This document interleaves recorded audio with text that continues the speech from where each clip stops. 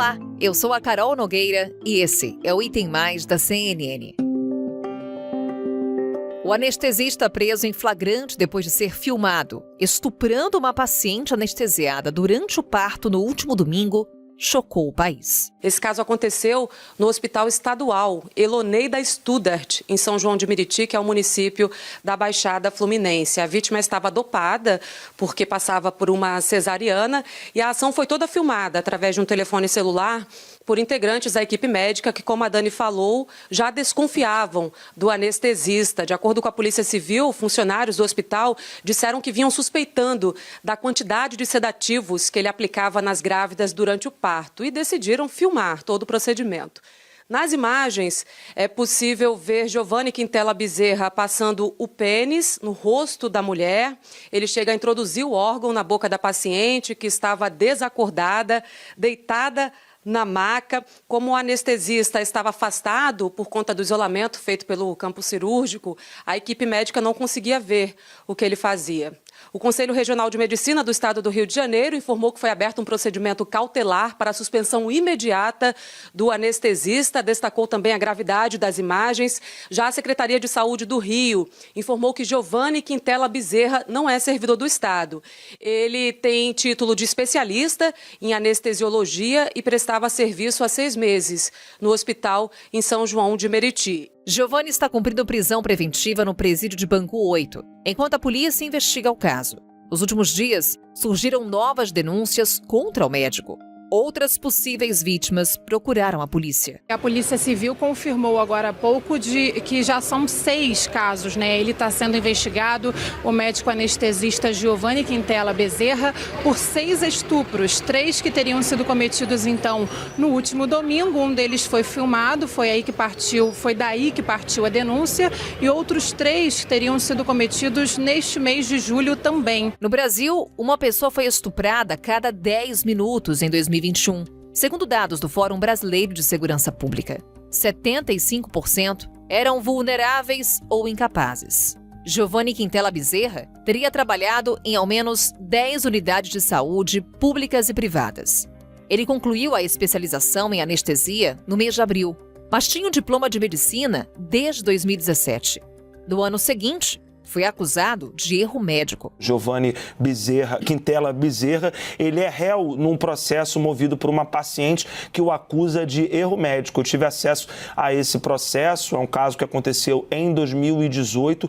O Giovanni foi o segundo médico que atendeu uma paciente, mulher, num hospital em Duque de Caxias, cidade da Baixada Fluminense. E o Giovanni, ao atendê-la, essa paciente relatou estar com falta de ar, vertigem, delírios, tossia sangue e também tinha dores de cabeça. O médico ouviu esse relato da paciente, disse que ela estava tendo uma crise de ansiedade e sugeriu que ela procurasse um psicólogo. O que aconteceu dias depois, né? Mesmo ela tendo relatado que estava já tomando medicação e que os sintomas não melhoraram, essa mulher ela acabou sendo internada com a H1N1, né? A gripe suína, lá em 2018. Ela ficou 13 dias em coma depois de ter procurado o médico Giovanni e outros 2 médicos. Ela acabou ficando 13 dias em coma, desenvolveu uma trombose, perdeu um dedo. Hoje ela precisa andar com andador, acabou largando os seus 2 empregos, precisou abandonar a faculdade. Falamos mais sobre esse caso, suas possíveis implicações, com a Faida Bello. Ela é advogada criminalista, especialista em crimes de gênero, direito antidiscriminatório e feminicídios. Doutora Faida, obrigada por estar conosco aqui no Item Mais. Bem-vinda.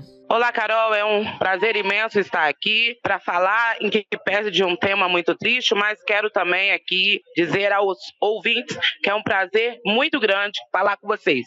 Prazer é nosso, Faida. Como você falou, infelizmente, para falarmos de um caso que chocou a todos. No jornalismo, costumamos não adjetivar as situações, mas um caso como esse é impossível. É uma aberração, um caso revoltante. Faida, estamos diante de um crime de estupro. Pelo que conhecemos do caso, outros crimes poderiam ser imputados ao médico anestesista? Há agravantes, inclusive, diante da situação? Sim, inclusive a grande mídia, as pessoas têm imputado apenas o estupro de vulnerável. Claro que a gente sabe que quando um agente realiza qualquer tipo de ato, libidinoso, com alguém que no momento não tem como oferecer resistência, é realmente este crime cuja pena vai até 15 anos.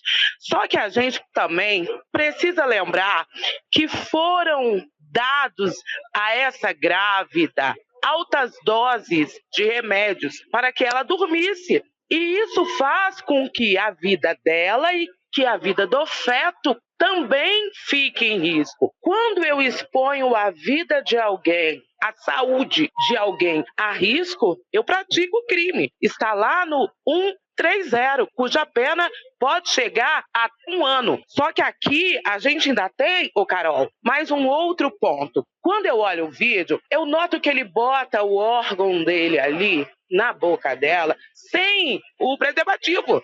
E aí, caso este médico tenha uma doença venérea e ele saiba disso, ou pelo menos há meios para que ele saiba, ele ali também vai estar sob a égide de mais um crime, porque ele expôs essa mulher a um outro risco de ter, então, para ela uma doença, que era dele. Então, aqui nós temos o estupro, nós temos este outro crime de expor a vida dela e do feto a risco iminente, e nós temos, caso ele tenha uma doença venérea, mais este crime de colocar em risco a grávida para que ela adquira a doença. E aí a gente está falando das possíveis imputações a esse médico, Fayda. E com relação ao próprio hospital, ele tem responsabilidade sobre o caso ocorrido? Perfeitamente. Mas antes disso, antes que eu me esqueça, é preciso relembrar que a lei diz lá, o 61, que quando eu realizo um crime contra uma mulher grávida, isso é causa para que agrave a pena.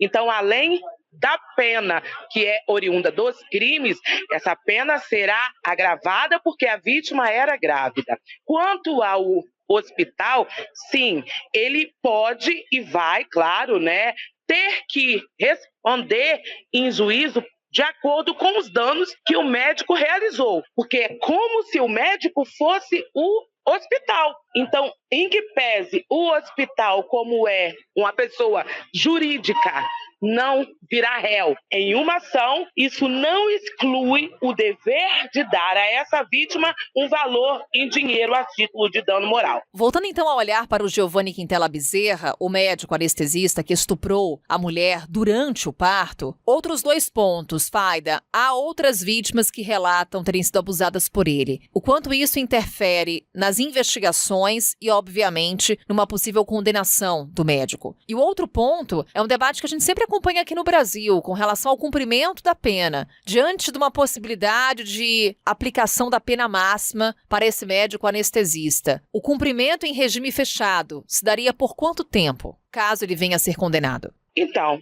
primeiro, vamos em partes aqui. Quanto às outras vítimas, caso esses outros crimes tenham sido realizados de maneira idêntica, num curto espaço de tempo, do mesmo modo, a lei diz que vai aplicar a pena de um crime acrescida de até 2/3. Entretanto, a gente precisa relembrar que quando eu falo em estupro de vulnerável, eu falo de um crime que é grave, hediondo. E os crimes hediondos, eles têm regras mais rígidas para que este preso progrida o regime. Porque aqui no Brasil, a gente precisa relembrar que a pena não é eterna, A pena aqui é para que puna, inclusive para que este agente seja ressocializado. Então, o Brasil adota a forma progressiva de pena, mas sendo um crime hediondo, essa forma é mais rígida e leva, claro, um tempo maior do que os outros crimes. Uma outra dúvida que fica com relação ao caso, Fayda, são as pessoas presentes naquela sala de parto, durante a cirurgia, durante a cesariana. Inclusive foram os próprios profissionais que trabalham com o médico e conseguiram obter aquele vídeo que conseguiu ali permitir a prisão em flagrante do médico anestesista. Os profissionais que estavam naquela sala, eles podem de alguma forma ser imputados por algum crime, por exemplo, por omissão? Eu acho improvável. E a razão é muito simplória. Veja que eles tinham ideia que ele estava realizando este ato ilícito, mas eles não tinham provas. Então, eles criaram uma forma para gravar o ato, para ter uma prova e aí, então, poder chamar a polícia. Então, note que, na realidade, eles tentam ajudar a vítima e não se omitem, porque se fossem se omitir, não haviam colocado a câmera para que ele pudesse ser preso em flagrante. Então, a meu ver, eu entendo que eles não respondem por crime algum. Nesse caso específico do Rio de Janeiro, como falávamos, Fayda, há um vídeo que configura o flagrante. Mas não é isso que ocorre na maioria das vezes. Na maioria dos casos, a vítima não tem como provar a ocorrência do crime de estupro, de assédio. Em que medida isso dificulta a punição do agressor, do criminoso? O problema é que este crime é um crime realizado sempre às ocultas, no momento em que não há plateia, de maneira clandestina. E daí, realmente, as outras provas, vamos assim colocar aqui, ficam mais complicadas para arrumar. Entretanto, por serem crimes realizados às ocultas, onde não há plateia, a lei dá à vítima, ao relato dela, um peso enorme face às outras provas. Claro que é importante que a gente busque outros elementos, mas a palavra da vítima se reveste de uma importância muito grande. Para a gente encerrar, então, Fayda, você traz para a gente, né? A palavra da vítima, de fato, tem um peso muito grande nesse tipo de crime. Como agir, então? Diante de um crime de abuso, diante de um crime de estupro, diante de um crime de assédio? Como é que a vítima pode, inclusive, garantir seus direitos e ir em busca de uma punição para o agressor? O que eu oriento a gente sabe que o estupro é um crime que dói na alma. E muitas vezes a mulher fica até com vergonha de ir à delegacia, né? Porque é um crime que invade o corpo dela. Mas o que eu oriento vá à delegacia o quanto antes. Porque o quanto antes for, o quanto antes você vai realizar o exame no IML e ali nós vamos ter uma prova robusta de que houve o estupro. Mas a gente também precisa olhar outras provas, como câmeras no ambiente onde foi realizado, ou alguém que logo após a prática do crime você tenha relatado. Então há vários elementos que às vezes as vítimas pensam que não são provas, mas que na verdade vão ajudá-la a ver este réu ser processado. Fayda, mais uma vez, obrigada por estar conosco, esclarecer aqui várias dúvidas jurídicas com relação ao episódio, também trazer orientações para quem acompanha o Item Mais. Mais uma vez, obrigada. Eu que agradeço a você, foi um prazer imenso estar aqui e que as mulheres criem força para fazerem a denúncia, para que a gente possa ter resposta jurídica à altura. Um grande abraço. Um abraço, Fayda, obrigada.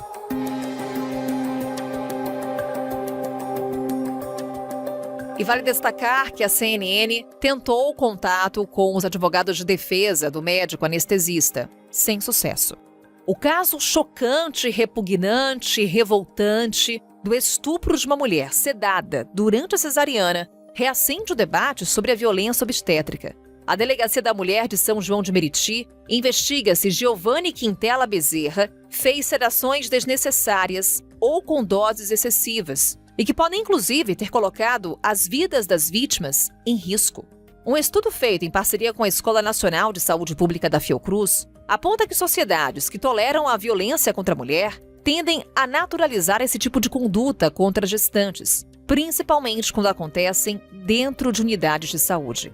Estudos hospitalares divulgados pela Fiocruz, feitos entre 2011 e 2015, revelam que 44% das grávidas foram vítimas de maus tratos durante a gestação, 18% durante o trabalho de parto. Trazemos mais números para ilustrar esse alerta. Um outro levantamento da Fiocruz. Das 24 mil mães ouvidas entre 2011 e 2012, apenas 5% das pacientes do SUS tiveram um parto sem intervenções consideradas excessivas.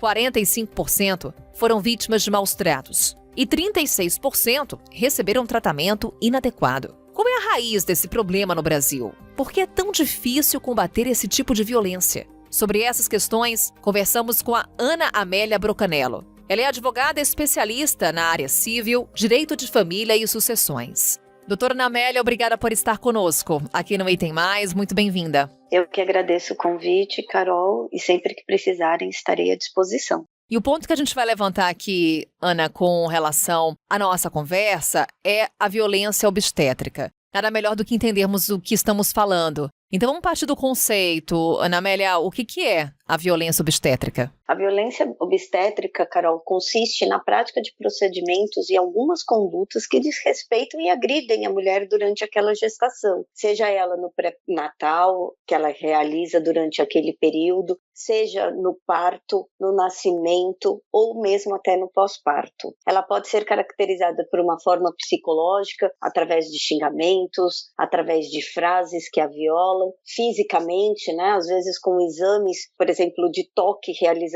desnecessariamente, ou mesmo através da natureza sexual, que foi o que nós temos nesse último caso realizado esta semana, aí que está dentro da mídia. Mais um caso, doutora, que reacendeu esse debate com relação à violência obstétrica. Antes de entrar nesse caso em específico, queria o seu relato da sua experiência. Trouxemos aqui vários dados da Fiocruz que apontam pra gente o quão comum é esse tipo de prática. É o que a senhora também observa? A violência obstétrica, ela é mais comum do que a gente pode imaginar? Sim, ela é muito mais comum, porque, como eu disse, ela pode não ser somente física ou com um cunho sexual, mas ela muitas vezes ocorre, né, da forma verbal, da forma psicológica. Nós temos muitos relatos, né, de mães parturientes, principalmente ali dentro de um trabalho de parto muito longo, por exemplo, nas unidades de saúde pública, né, onde elas às vezes vêm como frases do se você gritar vai ser pior, na hora que você fez este filho não gritou, não doeu, então agora você aguente, né? Esses são alguns relatos que nós temos de casos mais comuns do que se imagina. E o autor dessa violência obstétrica pode ser diverso, doutora. Pode ser o médico ou a médica, o enfermeiro ou a enfermeira e até mesmo o próprio hospital? Sim, nós temos aí não somente, né, o caso dos médicos que fariam essa violência, mas qualquer pessoa que teria este contato através da saúde, né, para procedimentos de saúde da gestante. Então poderá ser feito por enfermeiras, o corpo clínico ali envolvido ou algum ente do hospital ao longo dessa realização do parto, pré-parto ou até mesmo, como nós dissemos, do pré-natal. Então vamos a esse caso que reacendeu esse debate, doutora, desse médico anestesista que estuprou uma grávida durante uma cesariana. A delegada, numa entrevista coletiva, ela apontou que não se cumpriram certos protocolos a que a mulher tem direito no momento do nascimento do filho. Afinal, doutora, quais são esses protocolos? Quais são os direitos da gestante? Os direitos da gestante, eles parecem uma coisa nova, né? Parece até uma situação que vem recente. E ele não é. Vem de uma carta da OMS de 1996 que dizia sobre maternidade segura. Ali é onde se coloca que o direito da gestante de estar acompanhado por alguém de sua confiança, seja nas consultas, né? Nos pré-natais, no parto. Ela também terá o direito de saber quais procedimentos que vão ser realizados com ela. Então, por exemplo, neste caso específico, que seria aplicada uma anestesia geral, o porquê dessa anestesia geral, né? E coloca também saber quem são os profissionais que a atenderão desde o começo até o pós-parto. Então, neste caso em específico, não foi obedecido a questão do acompanhamento, a lei do acompanhante, a lei 11.108 de 2005. Então, não foi observada esta lei, porque se ela tivesse acompanhada 100% do tempo, como a lei garante, isto não teria provavelmente acontecido nesse caso específico. Também foi violado o direito dela de saber o procedimento, ou seja, por que aplicaram uma anestesia, e ela nem conhecia o profissional. Então há uma violação ali desde o começo até o final da duração do parto em si. Quando essa mulher, ela identifica que um direito seu está sendo violado, qual que é o procedimento, doutora? O que ela tem que fazer? Ela tem que prestar queixa, né, oficial dentro da administração desse hospital. Pode ocorrer a violência obstétrica, no caso, numa clínica ou até mesmo num laboratório, na realização de um exame. Então, vamos lá, ela vai realizar um exame pré-natal, por exemplo, uma ultrassonografia. Não permitem que entrem com ela dentro desta sala. Então, isso também é uma violência obstétrica, então ela tem que procurar a administração, prestar prestar a queixa, exigir que os seus direitos sejam cumpridos e abrir, se necessário, um procedimento e até mesmo uma queixa criminal, se isto chegar a últimos casos. Acontece, doutora, que não há uma tipificação, ou seja, quando a gente observa a lei, não há uma categoria específica com relação à violência obstétrica. Então, como é possível punir, do ponto de vista legal, esse tipo de violência? No caso do médico, vai parar este processo ético dentro do CRM e profundamente, uma vez observado que isto realmente houve uma violência, ele vai ser através do Código Penal por injúria, constrangimento ilegal, dano psicológico da vítima, a divulgação, por exemplo, de imagens de nudez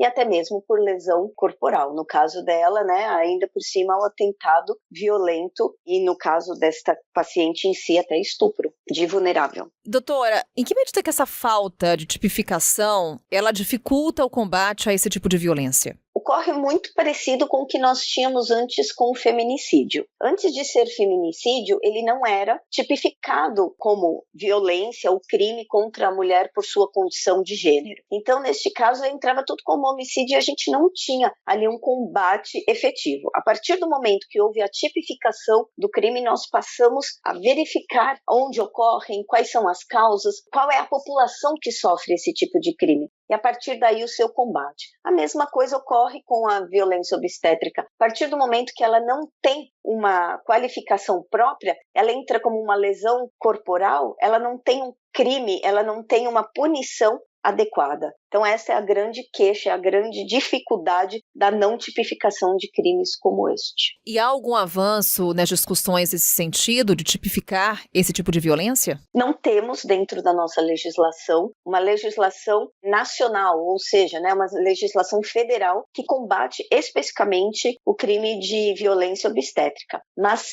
existem 3 projetos de lei na nossa Câmara tentando aí colocar não só a tipificação da violência, mas também com as punições, mas se nós formos verificar, são projetos de leis antigos de 2014 e 2017. Quem sabe, com o segundo caso midiático no ano de 2022, o último ocorreu também no final de 2021, começo de 2022, com a outra influenciadora digital. Quem sabe, diante desses casos mais midiáticos, nós temos aí um avanço para que ele seja tipificado e punido corretamente.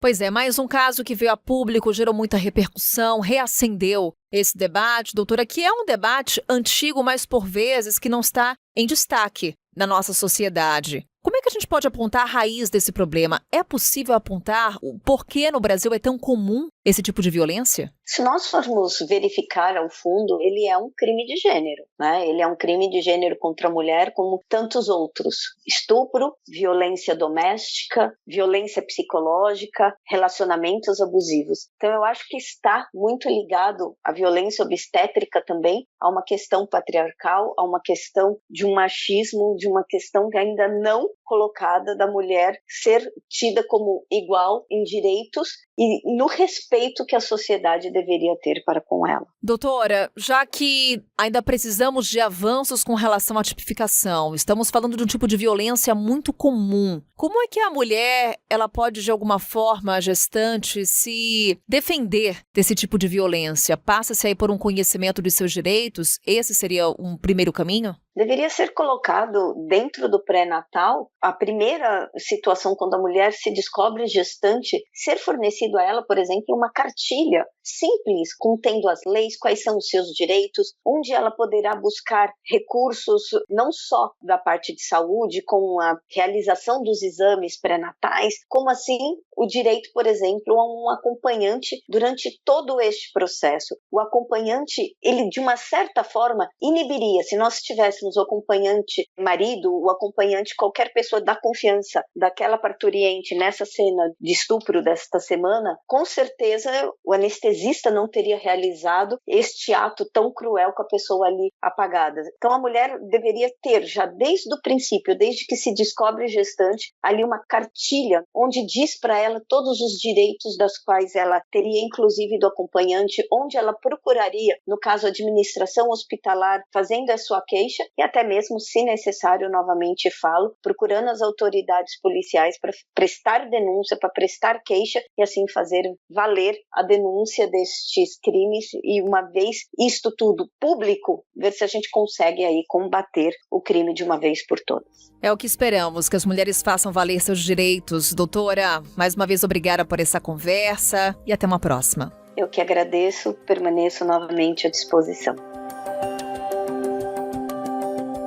E assim encerramos o Item Mais de hoje. Claro que seguiremos acompanhando as investigações com relação a esse crime de estupro no Rio de Janeiro e voltaremos a falar sobre violência obstétrica em outras oportunidades. A gente volta a se encontrar amanhã. Até lá!